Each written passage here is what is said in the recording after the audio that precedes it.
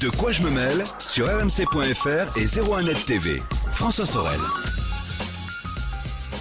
Bonjour à toutes et à tous et merci d'être avec nous. C'est De quoi je me mêle, l'actualité high-tech en ce vendredi 6 juillet 2018. Je suis ravi de vous retrouver. Un De quoi je me mêle qui passe en mode été, un seul module. Mais quel module? C'est le club de la presse IT. Et jusqu'à la fin juillet, on va s'intéresser à toute l'actu high-tech. Merci d'être là. Je vous rappelle que vous pouvez aussi nous retrouver sur la page Facebook de quoi je me mêle, réagir aussi au contenu de cette émission avec le hashtag DQJMM sur Twitter. Merci d'être là, bienvenue. On commence donc par le club de la presse IT. Éric Le Bourlou, bonjour. Hello. Rédacteur en chef de 01net.com, fidèle au poste. Et Emmanuel Torregano qui est là cette Bonjour. semaine. Salut Emmanuel, le cofondateur de Electron Libre, un site d'actu dédié aux médias, à la tech, et qu'on vous invite à découvrir, bien sûr. Alors, 3 titres d'actualité. On va parler de 5G dans un instant. On va parler aussi d'Apple qui est en train carrément de rebooter son Apple Plan. Ouais. Bon, c'était nécessaire parce qu'on peut dire que quand même, c'était pas terrible, Apple Plan. On va voir un petit peu ce qu'ils ont dans leur valise. Mais on va commencer par cette info dédiée à la sécurité et Gmail. On a pratiquement tous un compte Gmail aujourd'hui. Là, c'est le webmail le service de mail le plus populaire. Voilà, je crois et puis qu'il y a en plus, plus 1,5 milliard d'utilisateurs dans le monde. En plus, il est très efficace. Enfin, voilà, quand on a Oui, Gmail, bien sûr. ça marche Ça très marche bien. oui. Cette news qui est tombée cette semaine, il semblerait que certains comptes Gmail aient été non pas espionnés, mais que certaines sociétés pouvaient accéder en fait au contenu des mails et peuvent encore au contenu des mails qu'on recevait et qu'on envoyait. C'est une enquête du Wall Street Journal qui est très intéressante parce qu'en fait, elle révèle des choses qu'on ne savait pas forcément.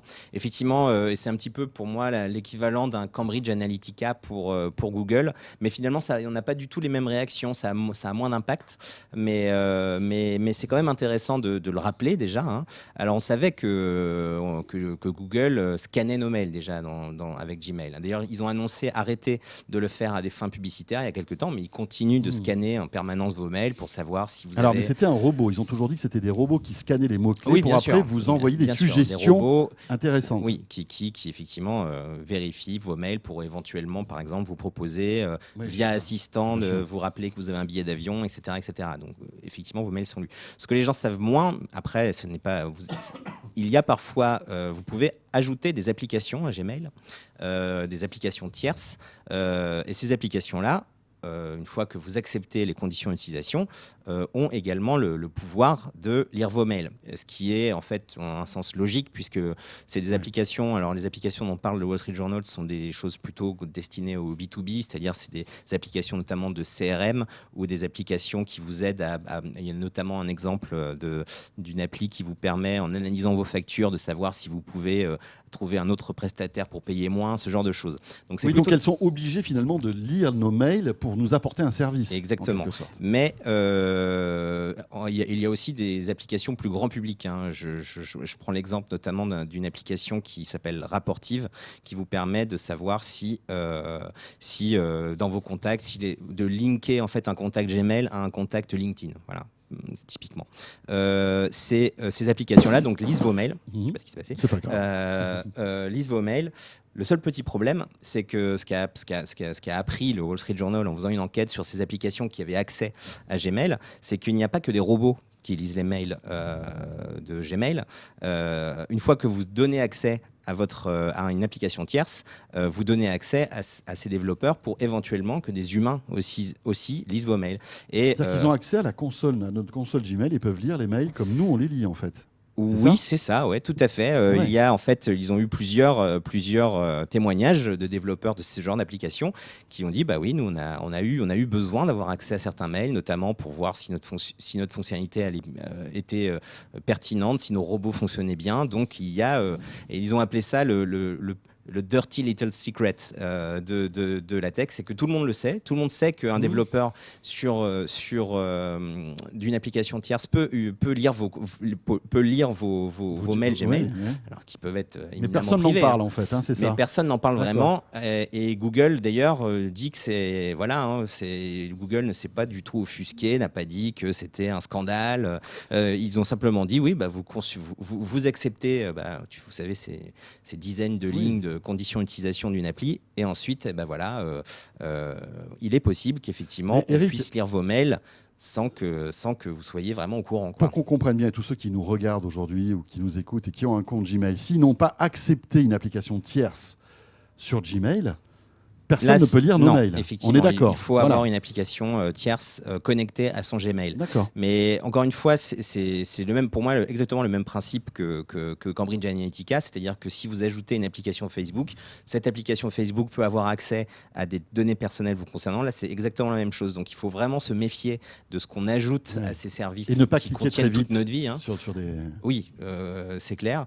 Et vous pouvez aussi, c'est ce que dit Google, alors ils ont raison, c'est vrai qu'on peut le faire. Vous pouvez très bien aller dans la console de Google et supprimer ces applications, voir lesquelles sont connectées, etc. etc. Mais je vous conseille d'y aller parce que parfois vous avez Gmail, vous utilisez Gmail depuis 10 ans. Il est possible que vous ayez installé à un moment ou un autre une application et que vous vous en souvenez plus du tout et que pourtant cette application a toujours accès à vos contenus. Donc méfiance et n'hésitez pas à aller faire un tour sur la console de Google. Voilà. Et puis si vous voulez en savoir plus, zeronet.com, bien sûr, où vous traitez ce sujet. Emmanuel, il faut supprimer son compte Gmail ou pas? Moi, je n'ai pas de compte Gmail depuis longtemps, mais pour d'autres raisons. Non, mais la question qui est posée, qui est un peu plus profonde dans cette histoire, c'est de savoir est-ce que finalement, il est normal que Gmail ou Facebook avec Cambridge Analytica acceptent ce type d'exception. Parce qu'en fait, la question qui est posée, c'est celle des exceptions. En gros, l'ordre normal pour un mailer, Gmail ou un autre, ou un réseau social, c'est non, d'autres personnes n'ont aucune raison de lire ce qui est marqué dans votre compte. Or, Google, Facebook se sont empressés dès le départ finalement de leur plateforme d'expliquer que non, il pouvait y avoir des exceptions. Le développeur, en effet, peut avoir besoin, on ne sait jamais. C'est pas obligatoire, on n'est pas dans cette contrainte-là. On peut tout à fait faire autrement. Et donc la grande question qui est posée, c'est est-ce qu'on doit renvoyer à l'utilisateur, comme disait Eric, le fait d'être rassuré ou non, ou en tout cas méfiant en tout cas sur l'utilisation de ces applications, c'est vous qui acceptez ou n'acceptez pas, ou alors est-ce qu'on doit dire que ces grandes plateformes n'ont pas à proposer ce type d'ouverture vers leur plateforme pour les développeurs lorsqu'il s'agit en gros du grand public. Après, les situations B2B, c'est vraiment autre chose parce que c'est en effet les polices des entreprises, c'est pas la même chose. On peut imaginer que sur un mail pro, finalement, c'est moins sensible. Il y a une jurisprudence là-dessus. Oui, logiquement, sur les mails pro, il y a aussi des jurisprudences qui sont le secret des affaires et toutes ces choses-là qui se mettent en place. Mais sur la privacy, sur les données privées de ces plateformes, il n'y a pas de raison, a priori, en tout cas c'est une des questions qui est posée depuis Cambridge Analytica, de se dire que ces plateformes vont utiliser toute une espèce d'éventail d'exceptions. La question qui serait peut-être la plus fondamentale, c'est est-ce qu'on a ou non le droit de faire ces exceptions ? Est-ce qu'on a le droit de donner un coup de canif en fait à la sacro-sainte confidentialité au nom d'une certaine exception. Non, on enlève toutes les exceptions. Et il y a d'autres sociétés qui ont prévu d'ailleurs de faire comme ça, c'est-à-dire de se dire il n'y a aucune raison d'avoir des exceptions à quel que soit le niveau.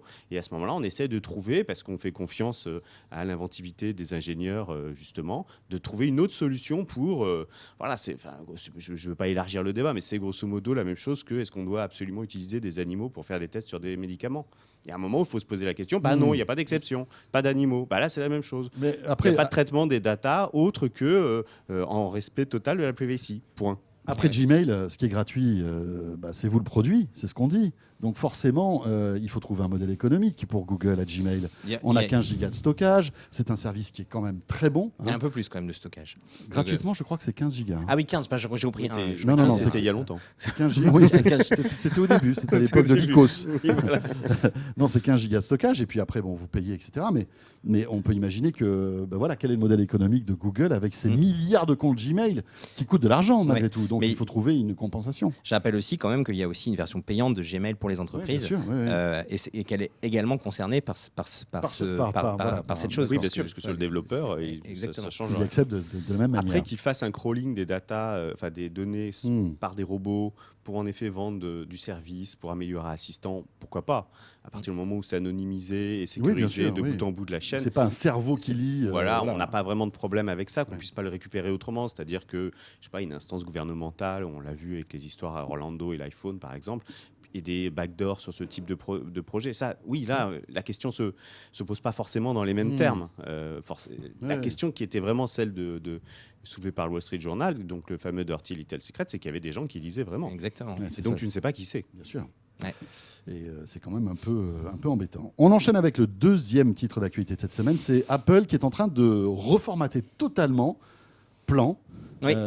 Plan qui avait été lancé dans la douleur. Hein. Je crois que c'était en 2012, si mes souvenirs Je sont crois bons, que hein. c'était en 2012, oui. C'est en 2012. Avec un truc qui ne marchait pas d'ailleurs, qui a été décrié, moqué par tout le monde. D'ailleurs, même Tim Cook était monté au créneau à l'époque en s'excusant et en disant écoutez, vous savez quoi, prenez Google Maps, vous aurez moins de problèmes. Bah Moi, oui. je me souviens de ce truc-là. C'était quand quelques même. mois après, oui. Après, mais effectivement, pourquoi ils avaient aussi lancé Plan, c'est parce qu'ils étaient un petit peu fâchés avec Google. Tout à fait. Et qu'à la base, le service de Maps qui était intégré à l'iPhone était Google Maps. Donc effectivement, ils avaient lancé Plan un petit peu rapidement, sans doute, alors que Android était en train de monter en puissance, éviter de confier une partie capitale d'un smartphone, finalement, l'application de cartographie, à ce qui était de plus en plus leur ennemi, on va dire. Bon, le truc, c'est que Plan a travaillé. Ils ont essayé de mettre à niveau en fait leur application.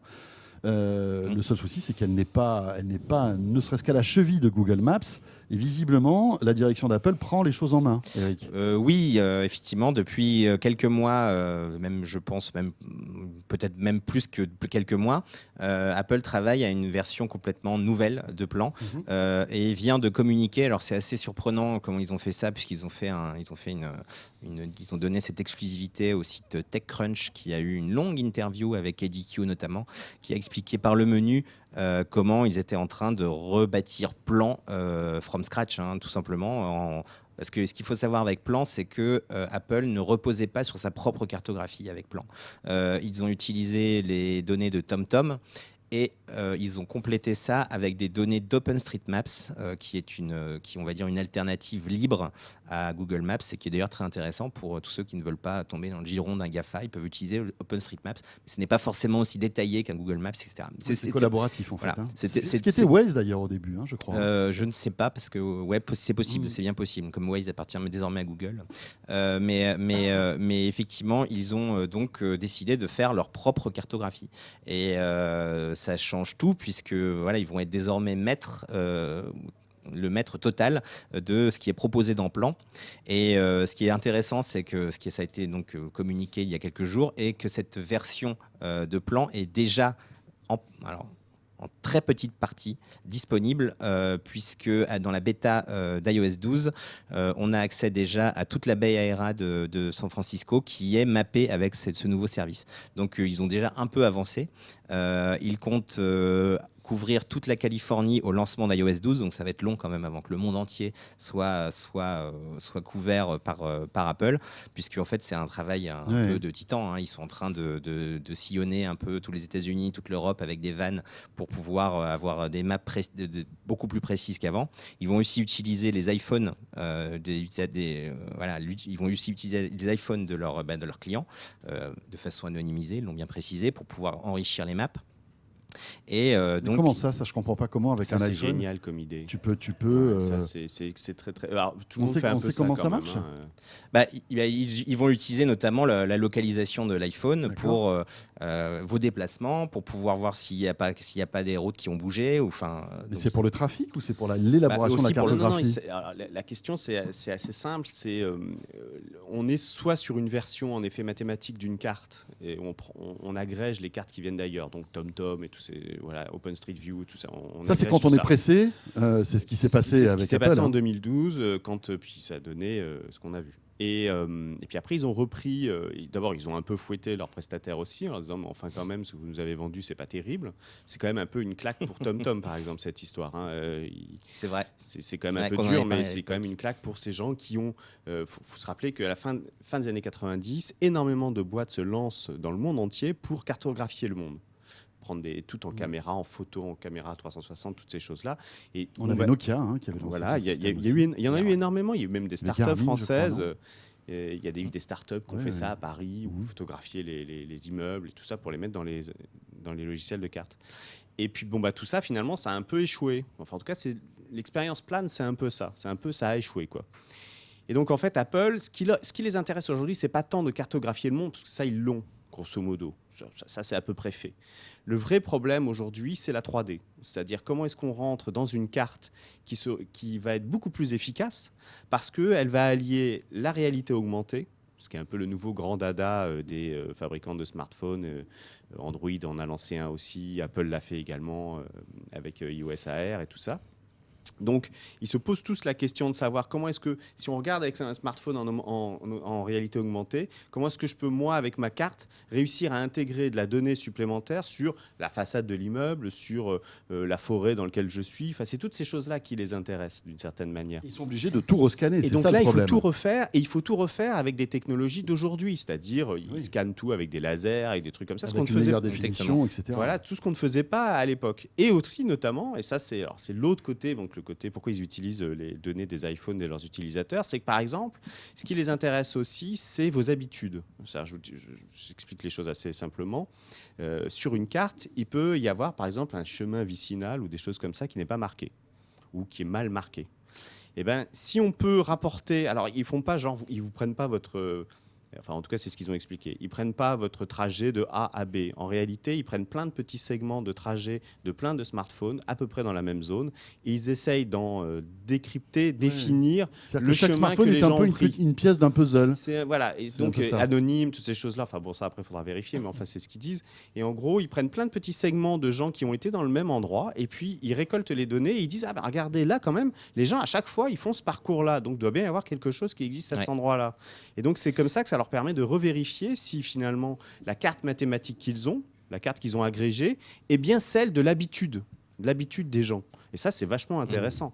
Et donc, ils ont récolté les datas comme ça. Mais en effet, c'est un projet pour 2025, ce truc-là. Mais c'est quand même un accident industriel pour Apple, cette histoire-là, non? Enfin, si on regarde la capitalisation boursière, non. Non, mais c'est quand même un service sur lequel ils ont dû miser énormément d'argent et qui n'est pas au niveau d'un Google Maps. Mais qui n'est pas non plus inutilisable.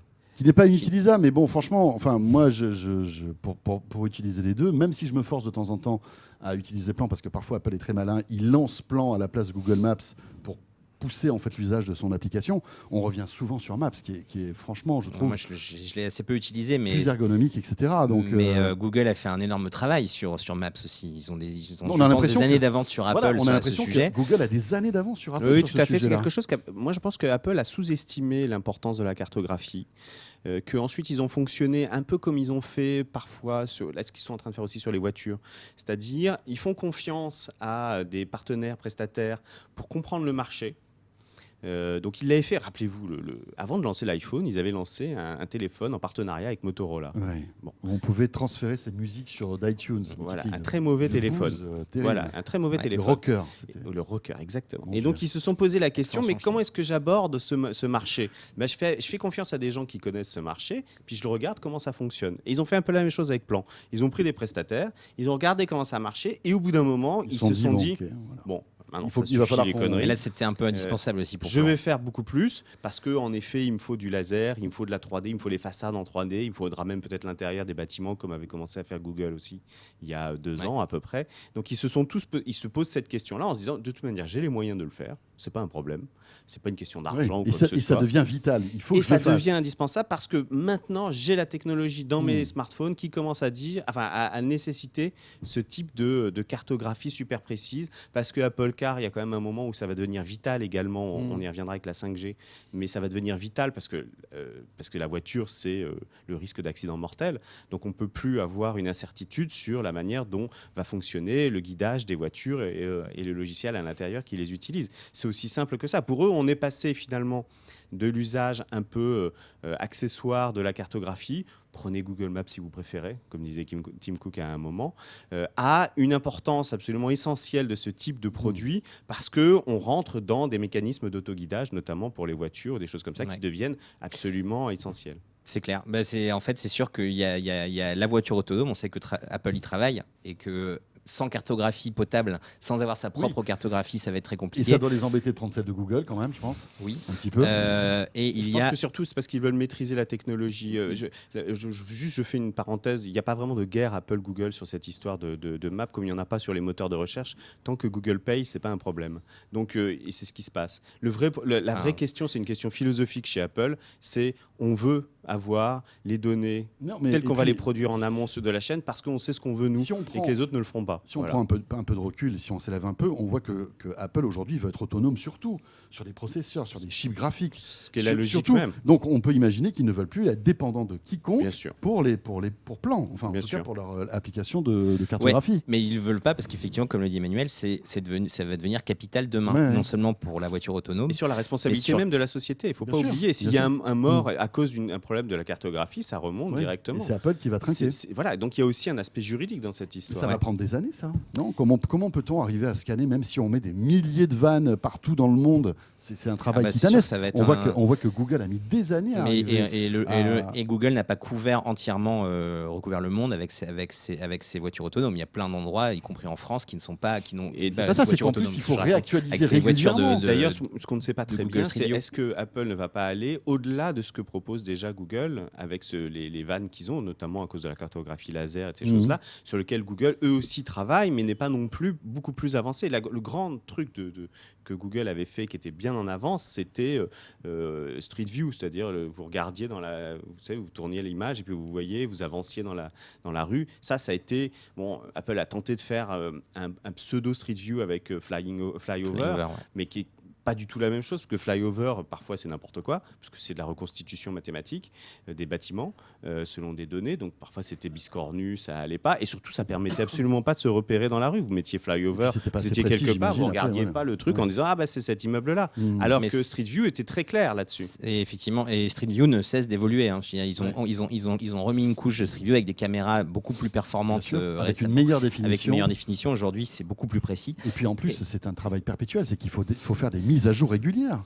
C'est pour ça qu'il vaut mieux maîtriser l'outil. Tous les ans, il faut que les vannes repassent aux mêmes endroits parce qu'un immeuble a changé, parce qu'une devanture de restaurant n'est plus la même. Et voilà, c'est un travail sans fin. Et là, ça pose la question, quel genre de société aujourd'hui dans le monde est capable de faire ça, à part Google et Apple, et peut-être Amazon, si un jour ils se décident à faire ce genre de choses. Mais Microsoft a jeté l'éponge. Microsoft est déjà loin derrière à ce niveau-là. Mais effectivement, l'autre gros sujet, je pense, pour Maps, peut-être Michelin. C'est Michelin, pourquoi pas. Ouais. Mais c'est vraiment la réalité augmentée. Non, mais ça pose la question du servage numérique de la France. Aujourd'hui, on avait des sociétés, notamment publiques, qui faisaient cette cartographie-là. Et Mappy, et qui sont complètement dépassées par ces géants. Je voulais juste revenir sur la réalité augmentée, parce que c'est pour moi l'essentiel de ça, en fait. C'est-à-dire que c'est quelque chose d'avenir pour Apple. On sait très bien qu'ils vont demain présenter, alors demain, dans 5 ans, dans 10 ans, je ne sais pas, un device qui sera dédié à la réalité augmentée, et avoir un mapping complet des rues en 3 dimensions. Ce sera obligatoire pour pouvoir appliquer de l'information supplémentaire quand vous utiliserez, je ne sais pas, des lunettes Apple. Demain, vous pourrez avoir exactement la réalité plus ce qu'a déjà Apple dans ses bases de données, en surimpression de la réalité. Et ça, ils sont obligés de toute façon d'avoir une carto du monde, de tout ce qu'ils peuvent en capturer, pour pouvoir proposer ce genre de service demain. Alors pour l'instant, je crois que c'est que San Francisco qui est pour l'instant, c'est que la Bay Area et San Francisco. Voilà. Et quand le service sera lancé, quand on est Area, yes. Et ce sera toute la Californie quand le service sera lancé officiellement, on va dire, avec iOS 12, quand il y aura le nouvel iPhone, etc. à la rentrée. Ouais, c'est ce qu'ils ont dit dans TechCrunch. Il est très possible qu'au lancement d'iOS 12, ils expliquent qu'il y a déjà aussi d'autres coins qui sont déjà avancés. Mais c'est vrai que pour faire la démonstration, parce que ça parlait uniquement aux gens de la Silicon Valley, on expliquait que c'était San Francisco, forcément. Sujet qui est corrélé d'ailleurs à ce qu'on vient d'évoquer, c'est la 5G. Alors peut-être l'avez-vous suivi sur 01net.com et j'imagine que tu en as parlé aussi sur l'écran libre. C'est toutes ces expérimentations 5G qui se sont précipitées cette semaine. Tout le monde en est allé avec son petit communiqué de presse. Bouygues Télécom qui a fait son expérimentation. SFR qui a enchaîné en disant nous aussi, vous inquiétez pas, on y est. Orange qui a dit écoutez, nous on est à Marseille, on fait des expérimentations. On ne sait pas pourquoi, mais juillet, ce début juillet a été chaud en matière d'expérimentation 5G. Qu'est-ce qui se passe, Eric? Pourquoi tout le monde s'excite là-dessus alors qu'on sait que finalement, c'est même pas une techno qui sera disponible tout de suite. La 5G, c'est encore beaucoup 2019, 2020. Voilà, beaucoup de publicité, de marketing. Quoi. Mais pourquoi? Je ne sais pas si vous vous souvenez de ce qui s'est passé quand on est passé à la 4G, ce qui s'est passé quand la 3G est arrivée déjà au début des années 2000. C'était la même chose, c'est qu'il y a une espèce de querelle, de guerre, de communication entre les différents opérateurs pour montrer qu'ils sont les plus forts et qu'ils sont en avance et que technologiquement, ils sont au-dessus des autres. Donc c'est vrai qu'ils font... c'est assez marrant d'ailleurs de voir leur communiqué, de dire SFR il y a quelques temps qui disait on a fait le premier vrai test 5G en France. Et là, Bouygues Télécom, il y a quelques jours, qui dit nous allons faire la première vraie expérimentation en grandeur nature de la 5G en France. Voilà, donc ils ont tous des mots différents pour dire on est les meilleurs et on est en avance sur les autres. Après, je pense qu'ils en sont tous à peu près au même stade, c'est-à-dire qu'ils sont en train de mettre en place avec leurs partenaires, notamment Huawei, des cas d'usage de la 5G sur des assez courtes distances, mais en ville. Donc là, dans le cas de Bouygues, c'était effectivement à Bordeaux. Avec, ils essayent de montrer que ça marche bien, qu'on a un super débit, qu'on a une latence qui est très très faible et qu'on peut faire beaucoup plus de choses qu'avec la 4G. Là, on est arrivé à 2 gigabits par seconde. Plus de 2 gigabits, chez Bouygues. Ce qui est bien, mais finalement, ce qui est pas mal quand même. Mais visiblement, d'après ce que je lisais dans l'article qui est sur 01net.com, c'est que le début. C'est-à-dire que là, on bénéficie, ça tourne sur des infrastructures 4G finalement. C'est une espèce de 4G boostée. Exactement. Et que quand on sera vraiment en 5G, que la technologie sera prête, je crois que c'est l'année prochaine ou l'année dans 2 ans, là, on va faire exploser les débits. C'est-à-dire qu'on sera à 10 gigas.